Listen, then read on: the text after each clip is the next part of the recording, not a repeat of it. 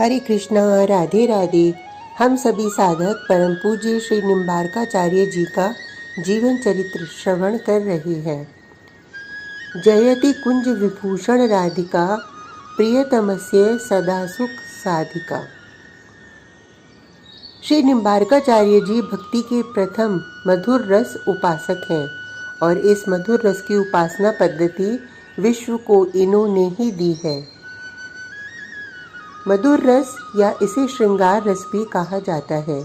ये प्रेम की पराकाष्ठा है और इसे स्वार्थ और वासना से भरे हुए चित्त अगर नहीं समझ पाते तो ये स्वाभाविक ही है।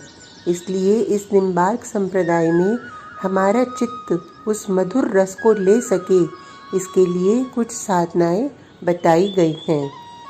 गोपाल मंत्र का जाप, शरणागति मंत्र का जाप, गोपाल सहस्त्र नाम का पाठ और युगल मंत्र का निरंतर जाप। निम्बार्क संप्रदाय में 6 महीने गोपाल मंत्र का अनुष्ठान करना ये आचार्यों का आदेश है। उसके बाद चित्त उस मधुर रस के लिए तैयार हो जाता है। चित्त की कलुषता समाप्त हो जाती है। इस निम्बार्क संप्रदाय की एक और विशेषता है, इस अनुष्ठान के बाद महावाणी नामक एक ग्रंथ है, उसको पढ़ने का अधिकार प्राप्त होता है। महावाणी में अष्टयाम सेवा और मधुर रस की दिव्य अति दिव्य लीलाएं हैं। ब्रिज भाषा का ये ग्रंथ है महावाणी। इसमें सुंदर सुंदर पद हैं, पर माइक में गाने की आज्ञा अभी तक नहीं है और इस महावाणी को श्री धाम वृंदावन से बाहर ले जाकर पाठ करने का अधिकार भी नहीं है। हाँ, कोई उस स्थिति का हो, अधिकारी हो तो अलग बात है। जैसे गोरखपुर में बैठे श्री राधा बाबा जी इस महावाणी का पाठ करते थे। श्री हनुमान प्रसाद पोद्दार जी तो स्वयं श्री निम्बार्क संप्रदाय के ही थे। राजस्थान में चिड़ावा नामक एक स्थान है, वहाँ के निम्बार्की सिद्ध संत श्री राधिका दास जी से इन्होंने कंठी ली थी। पोद्दार जी भी महावाणी का पाठ करते थे। दिव्य रस है उसमें। श्री निम्बार्काचार्य जी से 32वीं परंपरा में एक सिद्ध महापुरुष हुए श्री हरिव्यास देवाचार्य जी, उन्होंने इसे लिखा है। इस मधुर रस में अपना सुख, अपनी तृप्ति, अपना सम्मान कुछ है ही नहीं। यहाँ तो सब कुछ सौंप देना है। श्रृंगार इसलिए कि वे देखकर प्रसन्न हों, भोजन इसलिए कि ये देह उनका दिया हुआ है, हमें इसे ठीक रखना है। उनका सुख, उनका आनंद, उनका आह्लाद, अपनेपन का इतना उत्सर्ग कि अपनी सत्ता ही समाप्त। बस तू इस मधुर रस में इतना डूब जाओ कि सब एक ही हो जाए। पर इसके बाद कुछ लिखा नहीं जा सकता, क्योंकि वो सिर्फ अनुभव का विषय है, शब्दातीत। महाभाव की साक्षात मूर्ति श्री राधा रानी इस निम्बार्क संप्रदाय की प्राण है। उनका स्मरण करना। श्री निम्बार्क प्रभु जब द्वारिका से बद्रीनाथ जा रहे थे तब नैमिषारण्य भी गए। शौनक इत्यादि 88,000 ऋषियों ने श्री निम्बार्क प्रभु को सुदर्शन चक्रावतार के रूप में अपने सामने पाकर गदगद हो गए थे।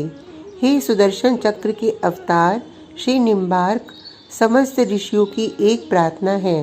अगर आप कहें तो मैं उस प्रार्थना को निवेदित करना चाहता हूँ। ऋषि शौनक ने निम्बार्क प्रभु से कहा था। मुस्कुराते हुए निम्बार्क प्रभु ने कहा, हाँ अवश्य कहिए। हे निम्बार्क, ये सब ऋषि आपके सुदर्शन चक्र का रूप देखना चाहते हैं। अगर आप हमें दर्शन कराएं तो। शौनक जी ने प्रार्थना की। तभी देखते ही देखते चक्र तीर्थ नैमिष में श्री निम्बार्क प्रभु सुदर्शन चक्र के रूप में प्रकट हो गए। तेज इतना था, प्रकाश इतना था कि समस्त ऋषि उस रूप को देख भी न पाए। शौनक जी उस दिव्य रूप का दर्शन करके आनंदित हो गए थे और उन्होंने बड़ी ही श्रद्धा से स्तुति की थी। वहाँ गौरमुख नाम के ऋषि थे। उनको वैष्णवी दीक्षा देकर श्री निम्बार्क प्रभु बद्रीनाथ के लिए आगे चल दिए।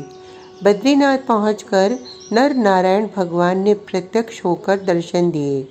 अलकनंदा में नित्य स्नान करते थे श्री निम्बार्क प्रभु। एक दिन रात्रि की वेला थी, ध्यान में लीन थे कि तभी सामने श्री कृष्ण भगवान प्रकट हो गए। ऐसा निम्बार्क प्रभु को लगा। उन्होंने तुरंत उठकर प्रणाम किया और कहा, हे भगवान, मैं आपके दर्शन करके धन्य हो गया। तब आवाज़ आई, नहीं हे निम्बार्क, मैं श्री कृष्ण नहीं हूँ, मैं तो उनका सखा उद्धव हूँ। उद्धव जी? श्री निम्बार्क प्रभु आनंदित हो उठे थे। हाँ हे निम्बार्क, मैं तो यहाँ इसलिए हूँ कि भगवान श्री कृष्ण ने मुझे आज्ञा दी थी, पर दूसरे रूप से मैं। इतना कहकर चुप हो गए थे श्री उद्धव जी। कहाँ हैं आप दूसरे रूप में? निम्बार्क प्रभु ने पूछा। मैं दूसरे रूप में ब्रज भूमि में रहता हूँ, श्री गिरिराज की तलहटी में। जैसे ही श्री ब्रज और गिरिराज जी का नाम लिया उद्धव जी ने, श्री निम्बार्क प्रभु को रोमांच हो गया था। फिर कुछ देर में उद्धव जी ने कहा, आप कहाँ भटक रहे हैं? हे निम्बार्क, आप तो उसी ब्रज में जाइए और वहीं गिरिराज जी में वास कीजिए। उद्धव जी रुक रुक कर बोल रहे थे, हे निम्बार्क, आप ऐसा मत सोचना कि मैं उद्धव अपने मन से ये सब बात कह रहा हूँ। नहीं, मुझे श्री कृष्ण ने ही ये आज्ञा दी थी, मैं आपको अब वहीं गिरिराज जी में ही वास करने की बात कहूँ। सच कह रहा हूँ, मेरा मन तो श्री वृंदावन के सिवाय कहीं नहीं लगता। हे निम्बार्क, श्री वृंदावन का हृदय है गोवर्धन। श्री वृंदावन क्षेत्र के अंदर गिरिराज जी, यमुना जी, ये सब आते हैं। श्री निम्बार्क प्रभु ने उद्धव जी का हाथ पकड़ा और बड़े प्रेम से उन्हें सामने की एक शिला में बैठाया। स्वयं नीचे बैठी। परम धाम जब जा रहे थे श्री कृष्णचंद्र जी, तब आपको क्या कहा था? इस प्रसंग को सुनना चाहते थे, और वो भी उद्धव जी के ही मुखार विंद से। श्री निम्बार्क प्रभु के इस प्रश्न पर उद्धव जी कुछ क्षण के लिए वहीं रुक गए। फिर बोले, ज्ञान की बहुत बातें कहीं, वो तो आप जानते ही हैं, पर अंत में मुझे बोले थे, तुम बद्रीनाथ जाओ। उद्धव, तुम बद्रीनाथ जाओ। मैं रो पड़ा था। आज्ञा थी, इसलिए मैं चरणों में वंदन करके जैसे ही जाने लगा, तब हे निम्बार्क, मेरा हाथ पकड़ा श्री कृष्ण ने और मुझसे कहा, सुनो, बद्रीनाथ जाते समय मेरे वृंदावन भी होते जाना। इतना कहते हुए उनके नेत्रों से अश्रु गिरने लगे थे। उद्धव, मुझे पता है, मेरी श्री राधा, मेरे ग्वाल सखा, गोपियाँ सब मेरे इस धरा धाम को छोड़ते ही मेरे साथ ही वो सब भी नित्य निकुंज में चली आएंगी। पर उद्धव, वहाँ की माटी को अपने माथे से लगाना। उद्धव, सब कहते हैं तू मेरा रूप है, मेरा जैसा लगता है, इसलिए मैं तुझे वहाँ भेज रहा हूँ, जाना। हे निम्बार्क, उस समय मैं श्री कृष्ण के चरणों में अपने मस्तक को रखकर बहुत रोया था। मेरे साथ श्री कृष्ण भी रोए थे। इतना कहते हुए अपने आंसू पोंछे उद्धव जी ने। ये सब उनकी लीला है, वो लीलाधारी हैं। उनके लिए क्या दुख, क्या सुख, क्या संयोग और क्या वियोग। वो भूमानंद है। तुम जाओ निम्बार्क, श्री धाम वृंदावन जाओ, वहीं श्री गिरिराज जी की तलहटी में, जहाँ तुम्हारे माता पिता ऋषि अरुण और माँ जयंती इंतज़ार कर रहे हैं। जाओ वहाँ। इतना कहकर उद्धव जी अंतर्ध्यान हो गए। निम्बार्क प्रभु ने प्रणाम किया और प्रातःकाल में ही स्नान आदि करके नर नारायण भगवान के दर्शन करके श्री धाम वृंदावन के लिए निकल गए थे। शेष प्रसंग कल तक के लिए। हरे कृष्णा, राधे राधे।